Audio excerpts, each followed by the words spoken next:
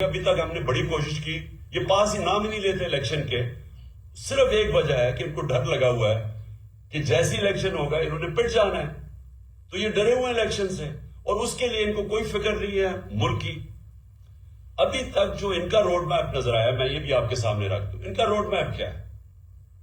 معیشت کے اندر تو تباہی کی طرف جا رہا ہے، تو ان کا تو کوئی ابھی تک نظر ہی نہیں آیا ہے کہ یہ کیسے نکالیں گے ہمیں وہاں سے. لیکن جو نظر آ رہا ہے وہ یہ ہے کہ ہمارے اوپر کیسز کریں، کسی طرح عمران خان کو ڈسکوالیفائی کریں.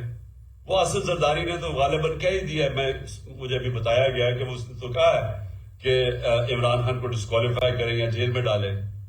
تو یہ ان کا بس ایک پلان ہے کہ کسی طرح وہ ڈسکوالیفائی کریں، جیل میں ڈالیں، پی ٹی آئی کے لوگوں کے اوپر کیسز کریں، ہراساں کریں.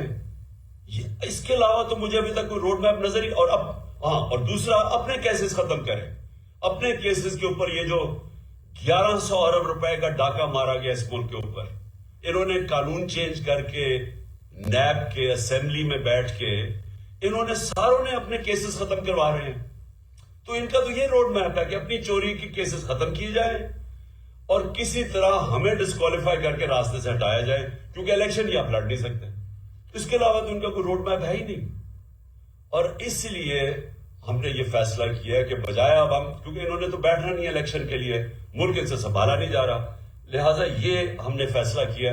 میں پھر سے آپ کو کہہ دوں کہ کوئی ہمارے ساتھ کاف لیگ مکمل طور پہ کھڑی ہے، ان کی ٹوٹل بیکنگ ہے. انہوں نے مجھے چودھری پرویز الہی نے مجھے بالکل آ کے پوری اعتماد دیا ہے کہ جب بھی میں چاہوں گا انہوں نے اسمبلی ڈیزالو کر دینی، اسمبلی ڈیزالو کرنی. تو ہمارے پاس وہ پوری آپشن ہے.